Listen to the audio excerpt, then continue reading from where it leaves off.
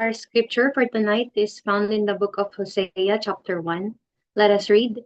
The word of the Lord that came unto Hosea, the son of Beeri, in the days of Uzziah, Jotham, Ahaz, and Hezekiah, kings of Judah, and in the days of Jeroboam, the son of Joash, king of Israel. The beginning of the word of the Lord by Hosea. And the Lord said to Hosea, Go take unto thee a wife of whoredoms and children of whoredoms, for the land had committed great whoredom, departing from the Lord. So he went and took Gomer, the daughter of Diblaim, which conceived and bare him a son. And the Lord said unto him, Call his name Jezreel, for yet a little while, and I will avenge the blood of Jezreel upon the house of Jehu, and will cause to cease the kingdom of the house of Israel. And it shall come to pass at that day that I will break the bow of Israel in the valley of Jezreel. And she conceived again, and bare a daughter. And God said unto him, Call her name Loruhamah, for I will no more have mercy upon the house of Israel.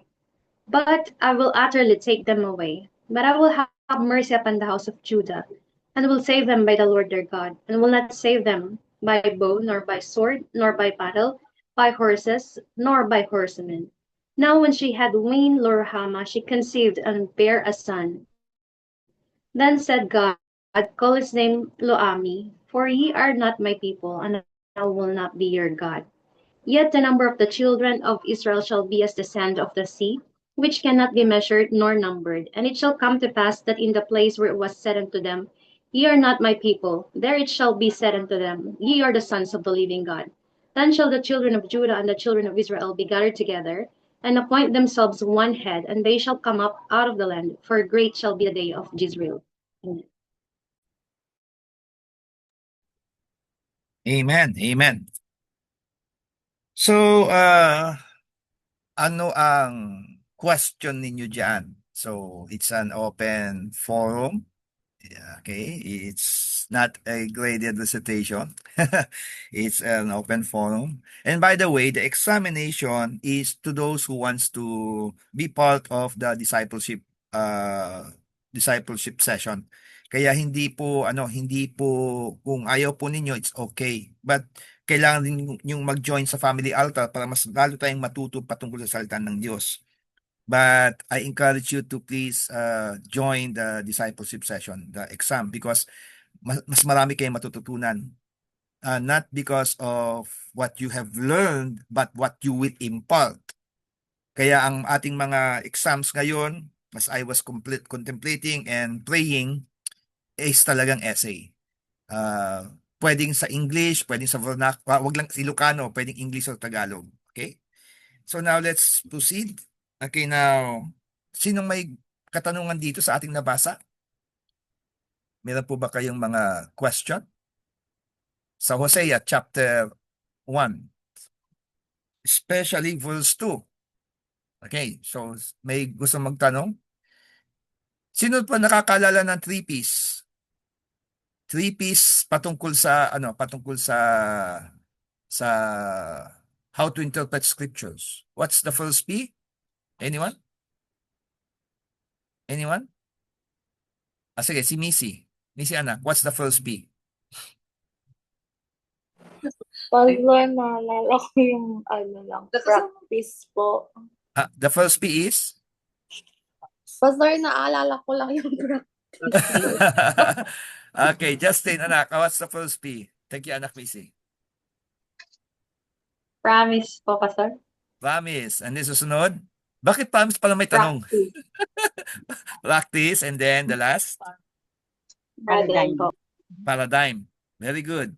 So those are the three P's in how to interpret scripture. What is the promise na pwede niyong makuha dito? But before you go to get the promise, may malaking question mark eh. Tama? Especially in verse 2. What is your question patungkol sa verse 2? Open to. Gusto kong makuha yung inyong mga insights because I do believe that maraming mga nagtatanong dito, but obviously hindi nila natatanong because it's the Word of God. No, we have to ask questions because you need to learn more about the Word of God. So anyone? Kuya Ronnie, anong question mo dito? Susunod si Anak Christian. Nawala si Kuya Ronnie. Yan.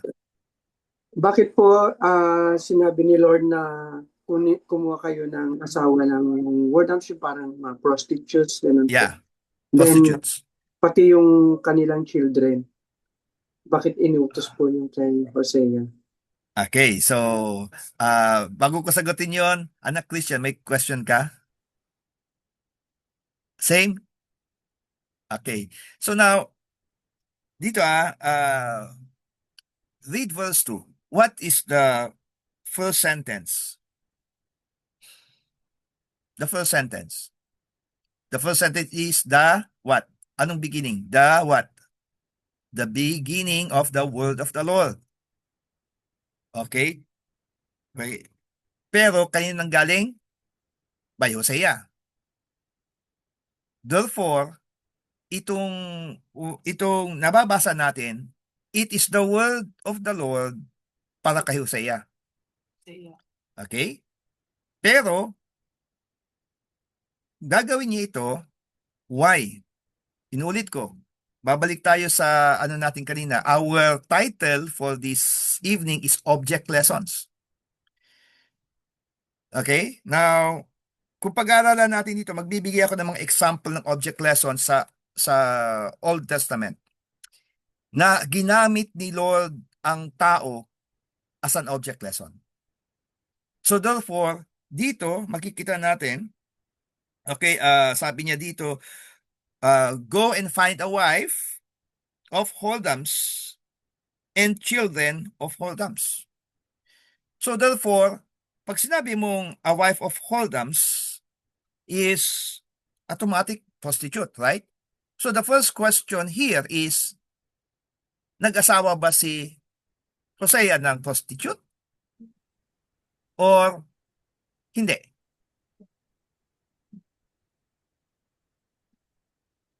So, dito yun let us go in the context of culture. Bawal pong mag-asawa ng prosti ang mga Hudyo, lalong-lalo na kapag ikaw ay propeta. Therefore, hindi siya nag-asawa ng prostitute. Okay? Pero Pastor, bakit nakalagay dito? Okay, now, punta tayo sa sino nakakakilala sa son of perdition na sinasabi ni Jesus Christ? Sino si son of perdition? Judas. Sino nakakaalam? Son of perdition among the 12 disciples. Anyone? Son of perdition. Judas. Okay, Judas Iscariot. Si Judas Iscariot. Okay? So, Judas Iscariot is called the son of perdition. But the question here is, bakit tinanggap pa rin ni Jesus si Judas? At ginawa pa siyang treasurer. Alam niyang magnanakaw yon. And a son of perdition. Why? The same thing with this. Bakit ginamit ni Lord, bakit pinapili ni Lord si Hosea na maaasawa niya na alam niya magiging prosti? Binigay ko na yung sagot. Hindi siya nag-asawa ng prosti, nag-asawa siya na alam ni Hosea magiging prostitute. Amen. Ang ano natin dito is that, what is the promise? Okay? What is the promise? Okay? Mahirap, di ba? Wala pa tayo nakukuha. Pero kung babasahin natin ng verse 2, go take unto thee a wife of whoredoms and children of whoredoms, for the land hath committed great whoredom, departing from the Lord. So, ginamit lang ni Lord si Hosea as siya yung Diyos. At ginamit din ni Lord si Gomer na Israelita. At ginamit niya ang pagiging whore o harlot. Iba kasi ang word na prostitute sa whore o harlot Ang whore kasi is hindi siya na-satisfy sa asawa niya. Yun ang whore. Naghanap siya ng iba pa. At ang harlot is hinayaan niyang ma-violate siya ng iba't iba. Hindi lang iisa, kundi iba't ibang mga lalaki. So, nakikipagtalik siya sa ibang mga lalaki. So, yun yung harlot. Iba yung prosti. Mas maigi pa ang prosti because binabayaran, ang harlot siya pang nagbabayad. Amen? Nakuha nyo? So, therefore, ang tinatawag dito is that mayroong gustong sabihin si Lord dito eh. Kung babasahin natin dito sa, if we will continue to read this, can you open in the book of chapter 3 pa rin, Hosea pa rin, but in chapter 3, yeah, verse 1. Kuya Ronnie, Hosea chapter 3 verse 1. Same book. Okay. Then said the Lord unto me, Go yet, love a woman beloved of her friend, yet an adulteress according to the love of the Lord towards the children of Israel, who look to other gods and love flagons of wine. Okay. Now from these verses, we can see the promise. From these verses. So nauna and then dito. Now, anong nakikita ninyo na very striking sa Parang verse? ano po kasi, Okay, go Nico. parang halos po lahat ng ano niya ni Lord. Parang lahat po makasalanan po, di ba po? Yeah. Horse of. Parang based po dito sa sinabi dito, then said the Lord unto me, Go yet love a woman beloved of her friend, yet adulteress according to the love of the Lord towards the children of Israel. Parang pinapakita lang, parang ang pagkakaintindi ko po, parang walang pinipili si Lord sa mga sa mga kahit makasalanan pa yun sa. Parang ganun po yung pagkakaintindi ko po. Yeah, Tama tama po. yon. Tama. Na ang Panginoon, ang gusto niya lahat to be saved. Okay? Opo. Now, dito, regarding sa Israel, ano pa makikita natin dito? Let's just talk Opo. about Israel first. Okay? Kasi yung naisabi mo na anak is ayun na yung pinaka practice eh. So, dito muna, ano yung makikita nating promise? Okay, promise lang yun pala anak, sorry. Promise yun. Opo. But Opo. still, ano pa yung makikita ninyo dito regarding sa isang napakagandang word ng Panginoon dito sa verse 1 ng chapter 3? Ano yung mababasa nyo? Sa chapter 3 verse 1. Ano makikita ninyo dito na very striking? Nasabi na ni Nico, pero kailangan ko lang yung word. Love of woman beloved of her friend. Okay, meron pa isa. According to what? According to what? To the love of the Lord. And what is that love? What does that mean? Anyone? It means selfless love. Agape. Selfless love. Agape. Opo. Yes, it's charity, it's agape. It's selfless love. Therefore, it defines what? Letter F. Okay, Christian anak. Faithfulness. Yes! God's faithfulness. Yes! Tama si Christian, tama si Nico. It's the love of the Lord, because without love, there is no faithfulness. Amen. So tama Nico, anak, thank you. Tama anak Christian. So the promise that we can receive here is the love of the Lord. It's the faithfulness of God. That no matter, sa sinabi nga ni Nico kanina, no matter who we are, no matter what we do, mahal pa rin tayo ng ating Panginoon, and He is still faithful. Okay? Now, nakikita natin dito na ginamit ni Lord ang buhay ni Hosea para maging clear example para sa mga Israelita. So now, kasi isipin mo, bawal sa kanila ang mag-asawa ng prosti. So hindi siya nag-asawa. Pero nakita nila na ang buhay ng taong yan, okay, makinig-megi, ay buhay na mahilig sa lalaki. Nakuha nyo? So siya ay meron ng ipinapakita na na hindi kagandahan. Let's go back to Israel. Israel was nung establish ang country of Israel. Kailan na-establish ang country ng Israel dito sa Old Testament? On what book? Book of Exodus. Right? Not doon sa not to Abraham, not to Isaac, and not even to Jacob. Na-establish ang country na Israel sa time ng Pharaoh, wherein sinabi niya na gawin natin silang slaves. So they were bitter slaves. And bakit sila naging bitter slaves? Because they went a-whoring. They went loving other gods. They even sold themselves to these gods. Nakuha natin yung Pero anong ginawa pa rin ni Lord? Inasawa niya pa rin ang Israel. Okay? So na-redeem ang Israel. The same with Gomer. Gomer was doing some things na hindi maganda. Okay? Pero hindi pa siya prostitute. Hindi siya prostitute. Okay? Siya ay mahilig sa lalaki. Nakuha natin? Nakita ng mga tao yon.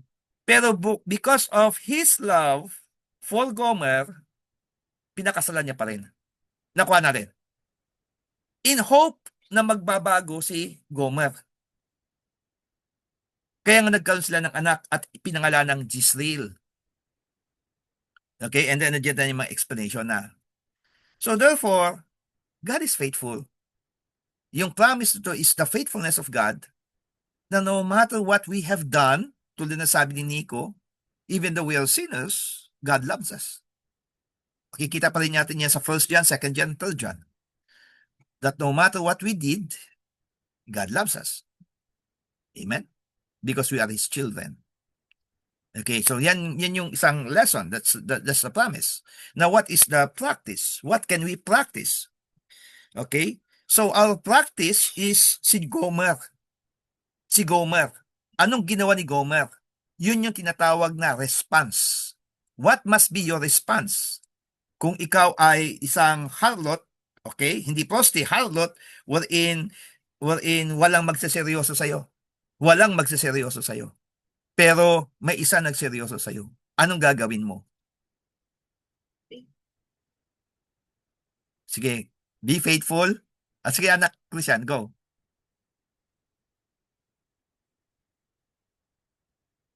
Faithful. Be faithful. Respond in kind. Love the Lord. For example, ako si Gomer, I will love my husband. I will love Hosea. Pero anong response niya? Okay? Verse 3. Chapter 3, verse 1. Ayan o. Love a woman beloved of her friend, yet an adulteress. Ibig sabihin, she committed adultery. She committed adultery. Already. Hindi siya nakontento kay Hosea. Kasi si Hosea kasi boring. Yun yung tingin niya, boring. Kasi ang pagiging Kristiyano is boring. Hindi na siya pwedeng makapag-disco. Hindi na siya pwedeng makapagpunta sa mga hangout sa mga friends niya to drink, to do happy things. Araw ng linggo, instead na makapunta siya sa mall, kailangan niya pumunta sa church. Gusto niya makipag-outing, gusto niya pumunta sa mga friends niya na makipag-disco, pero kailangan niyang pumunta sa prayer meeting. So, yun yung mga bagay-bagay na nakikita niya na sinasabi niya, boring. Dahil ang Kristiyano ay boring. Now, makinig kayo, maigi. kapag naboboring ka na sa asawa mo, anong ibig sabihin nun? Anong nawala sa'yo?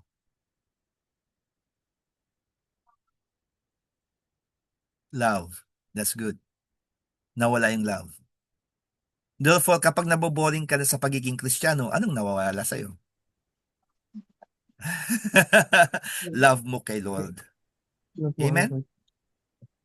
Therefore, ano yung paradigm? Ano yung paradigm? Ano yung pwede natin gawin? Okay, so response. Ano yung dapat natin maipakita? Because Gomer, hindi siya naging good paradigm. Hindi siya naging good example. Bad example siya. Pero yung mga tao, dahil nakikita nila yon, di nila na-realize that the Lord is speaking to them through Gomer. Your response must be, you have to love me. Your response is that you must be faithful to me. But what was your response? You keep on whoring. You keep on being the adulteress. Yun yung ginagawa niyo Israel. Therefore, marami pang mga examples na ginawa si Lord para magising ang pag-iisip ng mga tao. Lalong-lalo na sa northern Israel, which is the northern part of Israel, which is the tribe of Israel. It is under the kingship of Jeroboam II. Okay? So makikita natin yan dito sa verse 1 ng chapter 1. Chapter 1 verse 1. So nag-name siya sa una is si Ahaz, si Jotham, Uzziah, Jotham, Ahaz, and Hezekiah, kings of Judah, 4. Pero si Jeroboam II is king isa lang. At ang pinapatungkulan ni Lord dito is yung paghahari ni King Jeroboam. Okay? Umalis siya eh. Umalis sila sa pag-ibig ng Diyos. Now, so what is our paradigm? What must we do? What must we show other people? Hindi natin pwedeng gayahin si Gomer. Dapat anong gawin natin? Magbago. Yes, magbago. Pero ano pa? Ano dapat natin gawin? Maipakita natin sa kanila. Okay? Letter F pa rin. Let us be what? Let us be faithful pa rin. Faithful. Tama ba? Faithful. Let us show our faithfulness to whom? To God. Kay God. To God. Yes po. Therefore, ang exercise natin ngayon sa 3Ps is, can you find the faithfulness of God in your life? Yes. So that's the promise. Can you find the faithfulness of God in your life? Number 2, can we respond in kind to be faithful to God? And the last, so the paradigm, can we show our faithfulness to God sa mga tao? The answer is yes. So therefore, additional sa 3Ps natin, if you have this 3Ps, ask yourself this question. Can you receive it? Can you receive the promise? So ask yourself a question. For example, ang nakuha mong promise is yung favor ng Lord sa buhay mo. Can you receive that favor? So yan yung tanungin mo. Can you receive that? So for example dito, faithfulness ni Lord. Are you experiencing the faithfulness of God?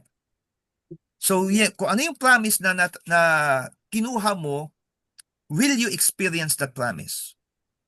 So next is, how will we respond to that promise? Yun yung practice. How will we respond to the promise? And the paradigm is, what can we show to the Lord and to other people yung patungkol sa promise? So ito yung question ninyo. Additional yan sa inyong how to interpret scriptures. From there, you will learn so much. And i-type ninyo ito sa i-type ninyo sa sa Google. I-Google nito.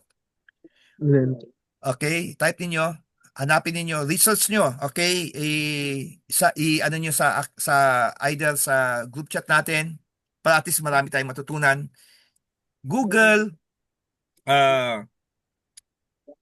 prophets Okay, type ko dito. Type ko na lang dito, okay? So, prophets used as object lessons of verse. Yan. Yan yung ihanap ninyo. Tinype ko sa chat. So, meron, may tatlo na ginamit si Lord. May tatlo pa na ginamit si Lord na object lessons. Okay, hindi ko na sabihin kung sino. At meron pang iba. At sa New Testament ay makikita natin na marami ding ginamit si Lord na object lessons. Isa na yung buhay niya. Okay? Kaya napaka halaga ng object lessons. Now, nakikita niyo to, mga kapatid. Playing cards, right? We use this as Kala ko object Skype. lessons. Ha? Ano? Kala ko po Skyflix. Okay. Now ito, Skyflix. Ang swerte Hindi naman ko ng basta Skyflix na to. pagkain No, oo. Yan, Wow. na-obvious ka tuloy ni Hazel. Now, anyway, now take note. If God uses object lessons, we must use object lessons also. So, yan yung isa sa mga verses na ginagamit ko pag ako ay gumagamit ng mga object lessons. God loves to use object lessons. Ano ba ang object lessons? Audio visual aid. At Okay. napakasakit na mismong buhay mo magiging audio-visual aid ng Panginoon. Okay? Okay? So now, yun yung isa na dapat nating maipakita sa lahat. Na the question here is, can we use ourselves? Can we present our lives? Yes, anak, thank you. Living testimony of faith or witnesses unto Jesus Christ. Yan yung tinatawag na Acts 1:8, and ye shall be witnesses unto me. Meaning that you are the object lessons of God. So, ano napansin ninyo sa ating pag-aaral ngayon? Sa simpleng term na go take unto thee a wife of whoredoms, marami na kayong natutunan. Marami na kayong nabubuksan. Marami na kayong nakikita about the faithfulness of God, about God's love, about the promises na ibinibigay ng Diyos sa atin. Amen.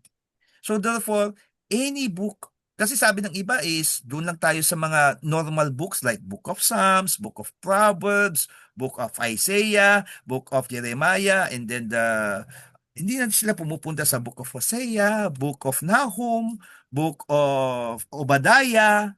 Hindi na sila pumupunta doon. Di ba? Bakit? Wala silang maunawan, wala silang makuhang 3Ps. Wala silang makuhang promise, wala silang makuhang practice, wala silang makuhang paradigm. Tama ba? Yan yung mga ginagawa ng iba. Kaya nakikita ninyo, nang pinopost nila is commonly mga common verses. Pero itong mga verses na ganito, hindi nila masyado pinopost. Bakit? Napakahirap eh. Ano makukuha mo dito? But if you will treat the Word of God as lessons for you to learn, for us to be the object lessons of God, okay? Marami kang matututunan. Amen? And that ends our tawag ito, ang ating interpretation. So, any questions or anything to add? Pastor, based po doon sa may kanina po, di ba? Unang question niyo po kanina, di ba? Yung context history, important yan, di ba po? May sinabi kayo. Pwede po ba kayo magbigay ng mga mga sources na magandang pagbasa ng mga ganun, context history, ganun. Mostly kasi ang mababasa mo yan sa tawag ito, sa Apocrypha, books of Apocrypha. Yun yung makikita natin. And then makikita niyo rin yan once you Google ano ba yung do's and don'ts ng ng mga prophets. So, yan yung culture. Actually, makikita niyo naman by observing habang nababasa ninyo ang Bible, you can see the culture. Okay? Wala pa sa kultura sa Bible na makikita ninyo na nag-asawa ng prosti. Okay? Wala pa. Pero may makikita kayo na ang mga anak nila hindi maayos. Okay? May makikita kayo. Hindi ang kultura. That is the system. Nangyayari sa sistema ng tao talaga. Even though you're a child of a pastor, a child of a priest, a child of a prophet, hindi 100% kung ano ang puno siyang bunga. Bibigay ako example, Samuel. Di ba? Kaya nga nagkaroon ng hari because yung mga anak ni Samuel ay hindi naging maayos tulad niya. Kaya sabi nila, find us a king because your sons are not like you. Okay, they run after prostitutes. Okay, yun doon na lang.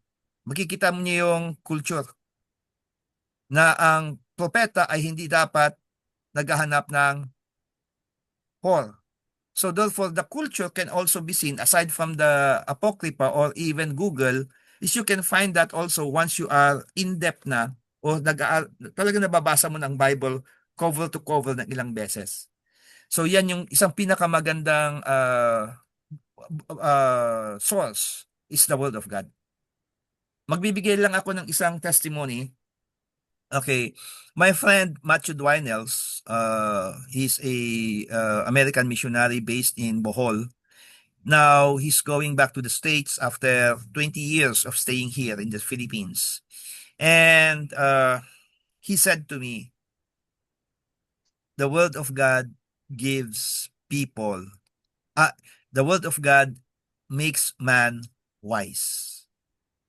Okay, so all of the things that I am sharing unto you is not my wisdom, but it comes from the Word of God.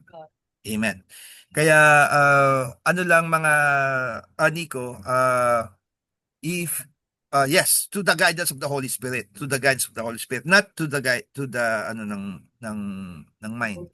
Therefore Nico, sa ating pag-aaral, very good na nag-ask ka ng questions sa ganyan. Yan yung gusto kong marinig.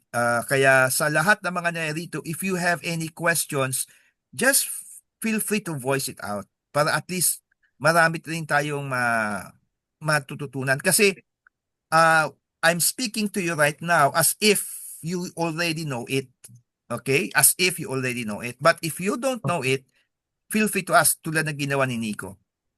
So, one of the culture is of the prophet they must be holy. Holiness is very, very important. Therefore, their lives must be sanctified. Kaya nga once na yung may ginagawa ka ng mali, tatanggalin ka ni Lord. Okay? Halimbawa, let's talk about Eli. Eli yung priest na nag-alaga kay Samuel. Okay, that's found in the book of 1 Samuel chapter 1 and even in chapter 2.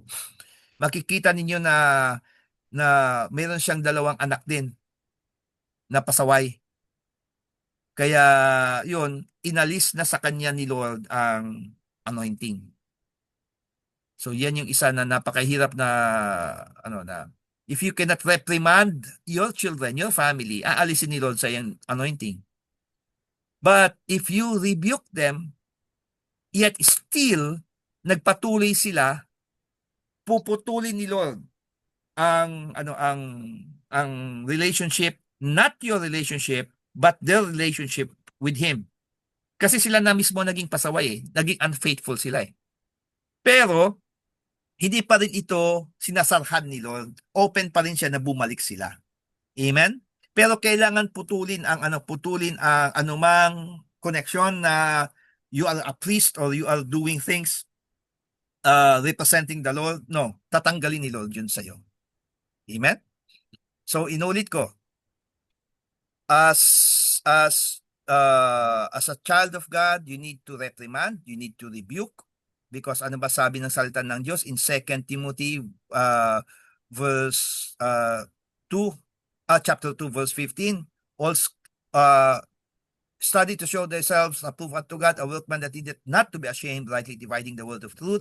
And 2 Timothy chapter 3 verse 16, all scripture is given by inspiration of God, and it is profitable for doctrine, for reproof, for correction, for and instruction in righteousness, that the man of God may be perfect, thoroughly furnished unto all good works. So napakahalaga na nagre-rebuke ka. Kaya kapag hindi ka nagre-rebuke sa family mo, okay, at nakita mong mali na sila, hindi mo pa nire-rebuke, medyo tanong-tanongin mo sarili mo, sino bang Diyos mo? Sila ba or ang Diyos? Kasi sometimes kasi ayaw nating mag-rebuke kasi na baka maapektuhan yung relationship. No, we have to rebuke because open rebuke is better than secret love. Okay? So, amen? So, kailangan nyo mag-rebuke. Now, kung ayaw lang magpa-rebuke, bibigay mo na sa Diyos niya, which is kay Satanas. Yun sabi sa salita ng Diyos. Therefore, napakahalaga talaga ng faithfulness and sanctification. Okay? So, yung paradigm natin is sanctification. Okay? Our faithfulness will result to sanctification. Amen?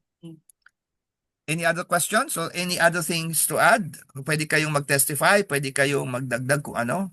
So, anyone? Mababait kayo ngayon. Oh, good na si Nico. Good na daw si Nico. Okay. Christian, anak, do you want to say something, anak? Ayun, may good testimony po for God for being faithful. Kasi naging testimony ko to nung Sunday sa church. Sabi ko kasi may nagsabi na testify niya that God is unique. Kaya sabi ko naman, I will testify that God is amazing, and I'm testifying that God is faithful kasi nga andito siguro yung anak ko si CJ. Actually, bata pa kasi yan, nagkaroon ako ng worry sa kanya kasi nga, although alam naman niya na parang napansin ko sa kanya meron siyang problema sa learning. Madali siya makalimot, hindi siya makakatch, parang very slow din siya. Asan ba yung anak ko? Baka mamaya sumakit ang loob. So, alam niyo yung sabi ko, nung nag-start ako mag-on fire dito, sabi ko kay Lord, wala naman akong pupuntahan. Sabi ko, alam ko naman na I'm God is my creator, God is my God. Kumbaga siya yung nagbigay ng buhay ko. So sabi ko, the only thing that I have right now is to serve Him. Sabi ko sa kanya. Kasi na-realize ko, while you are reading the Bible, it's really true that you are really, when the Holy Spirit is with you, doon mo nalalaman ang bagay dito sa mundo hindi mahalaga, kundi ang Diyos. Lahat ng kayamanan na dinidesire natin, hindi yan importante kasi ang importante yung relationship natin kay Lord. Kaya sabi ko kay Lord, kung doon ko na-realize na hindi ko naman pala kailangan maging mayaman kasi ang importante sa akin ngayon yung relationship ko, at kapagka nawala naman ako o mag-iwan ako ng kayamanan dito sa mga anak ko, ano mangyayari? Gagamitin nila, lulustayin nila, o sabihin natin maging successful, pero yung relationship ba nila kay Lord, andun pa kaya? So doon ko na lang na-realize, sabi ko, ang dami kong pinagdadaanan, maraming nire-review ako palagi ni Lord, at saka ang dami kong conviction sa Kanya. Until now, nandito ako sa process ng conviction, pero sabi ko, I search and keep on praying. The Lord, sabi ko, kung hindi ko alam ang plano mo, pero we will give to you. Basta ang gagawin ko, magsaserve ako para sa'yo. Kaya very active ako sa evangelism, kung saan kami napapadpad, London, Birmingham, Leicester. God is good, so good. Kasi sabi ko, ginagamit niya yung buhay ko. So yun nga, to make it short, kasi yung anak ko na yan, walang naggagabay sa kanya, ano siya parang domestically abused siya kasi nung kinuha ko siya sa tatay niya, talagang inabuso siya. So talagang dinaan ko pa sa DSWD. To make it short, nung time na yon sa sobrang trauma niya, hindi na niya na alam ang gagawin. Parang nagkaroon ako ng problema kasi sabi ko parang mentally naapektuhan siya. Pero like, God is so faithful and so good kasi one day, sinupresa niya ako kasi sabi niya ganun, ma, sabi niya, nasa list of achievers ako. What? Sabi ko, kasi naiyak tuloy ako. Kasi hindi ko aakalainin yung isang batang katulad niya. Mag-excel siya. At dun ko lang nakita rin sa buhay niya kasi I'm so thankful dito sa Family Altar kasi ito yung naging daan, naging bridge para sa kanya at sa anak ko rin na nandiyan, kung nakikinig, kung nandiyan, kung wala or whatever. Pero I'm praying na alam niya yung Holy Spirit nag-move sa buhay niya kasi alam mo yung prayer mo napaka-powerful eh. Itong family altar na to very powerful kasi we know that we pray for each other at saka yung connection na to is yung Holy Spirit is nandito. So yung nag-move yung Holy Spirit sa kanya, kahit wala ako sa tabi niya, he's reaching out, he's seeking God.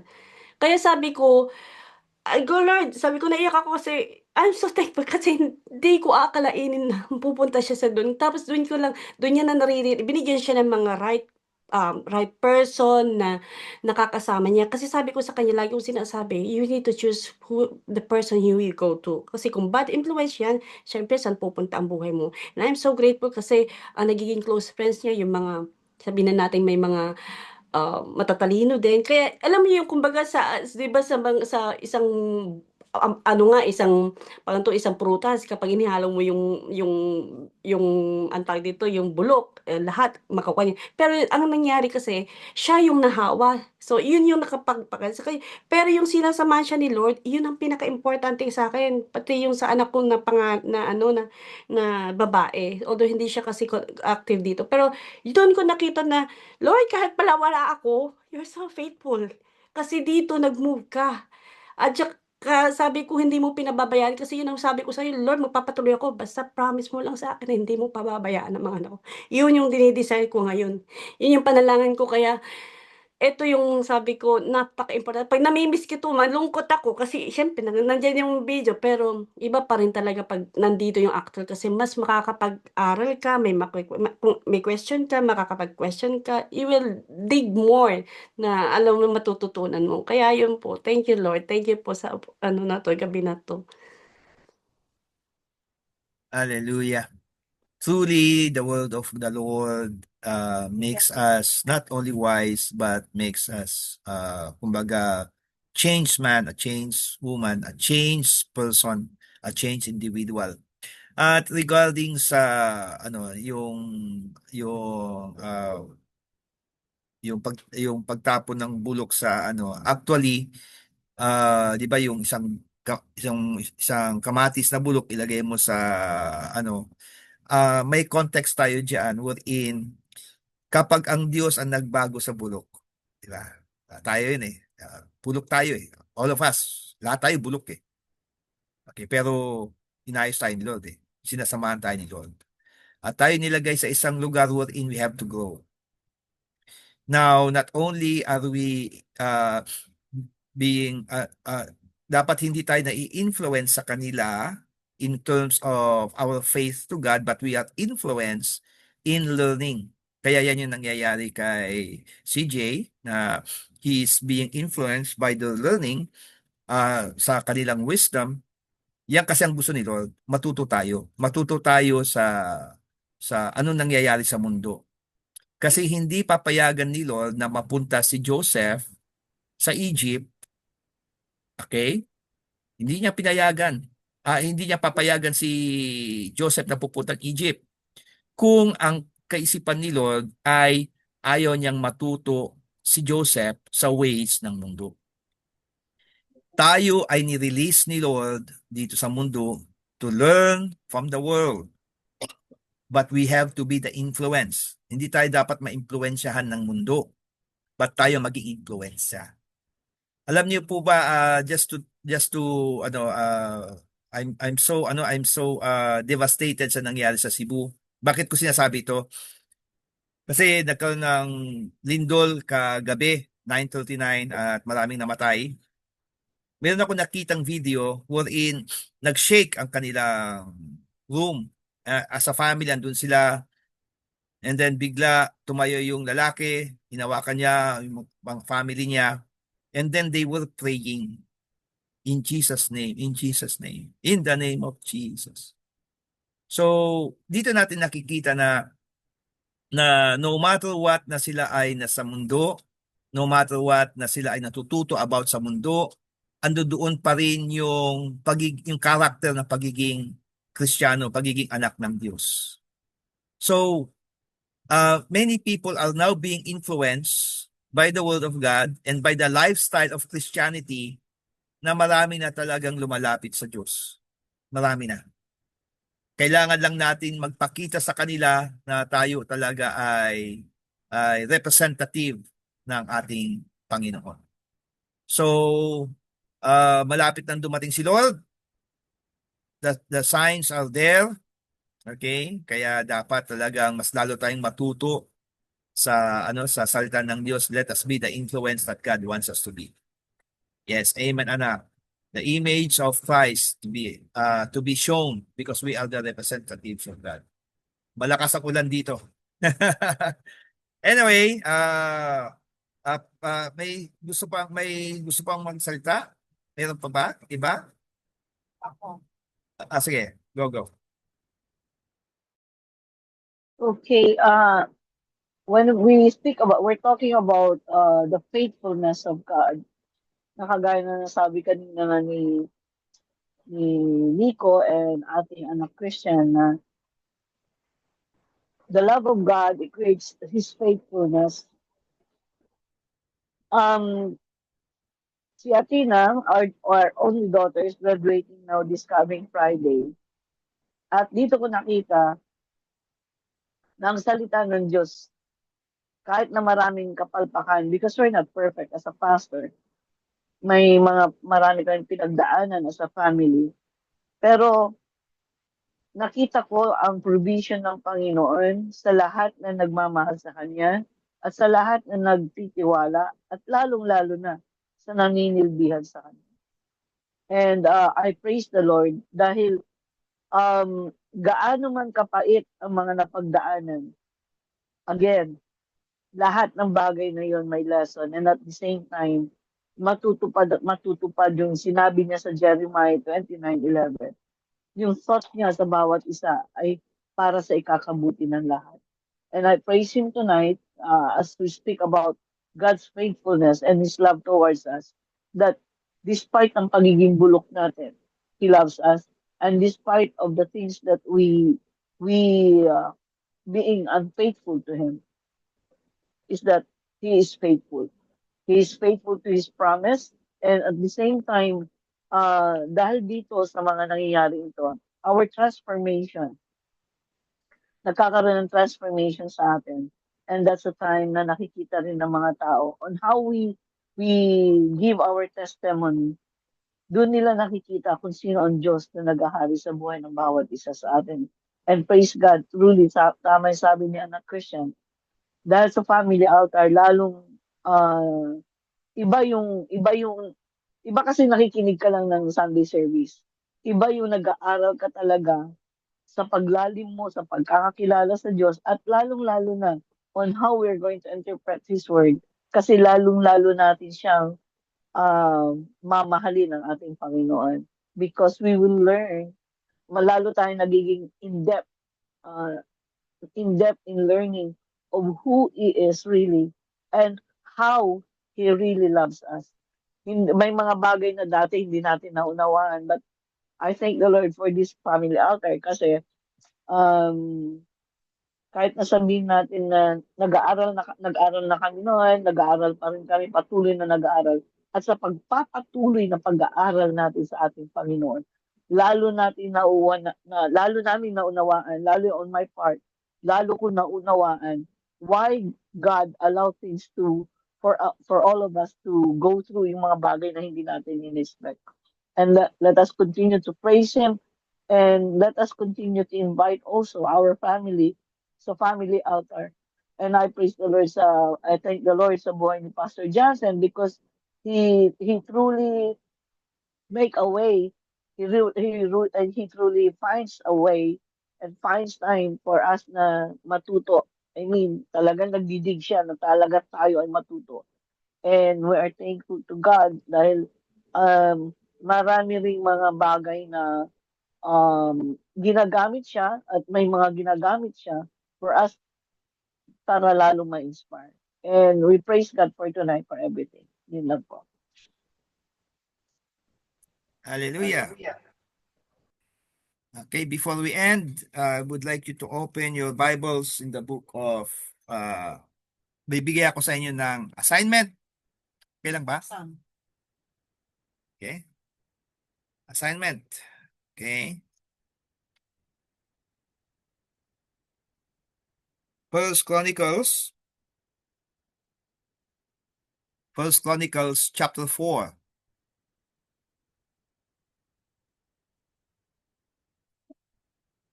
Verse 9 to 10. This is your assignment. First Chronicles chapter 4, verse 9 to 10. Yan yung inyong ifo-focus na verse, passage. These two verses. But kung gusto niyo pang matutunan yan, albay, tignan niyo yung maigi lahat kung ano yung mga sinasabi diyan. Pero ang pinaka-aim natin dito is these two verses, 9 to 10. What are the three P's? And before you go, ano yung sinabi ko sa inyo? Before you take the promise, ask questions. Okay? Ask questions. Inulit ko, mayroon kayong makikita dito, marami kayong pwedeng matutunan dito. You will write every word. Okay, bibigyan ko ng clue sa inyo. Every word, tingnan ninyo maigi. Ano ang ibig sabihin niyan? Every word na sinasabi dito. Okay? Okay, napakahalaga dito. Kasi pag hindi nyo nakita yan, maniniwala lang kayo about some things na sinasabi ng ibang mga preachers. But you have to really dig deep how to understand what the word of the Lord is trying to tell us and what it is trying not to tell us. Okay? Yan yung dapat nating, what is it trying to say and what is it trying not to say. Okay? Yan yung dalawa kailangan yung pag-aralan. So these are the questions before you go to the promise. And after receiving the promise, you now get to the practice and how to be paradigm. Ang paradigm pala natin is Matthew 5:16 ha. Let your light so shine before men that they may see your good works and glorify your Father who is in heaven. Amen? Amen? So I'm going to end the recording.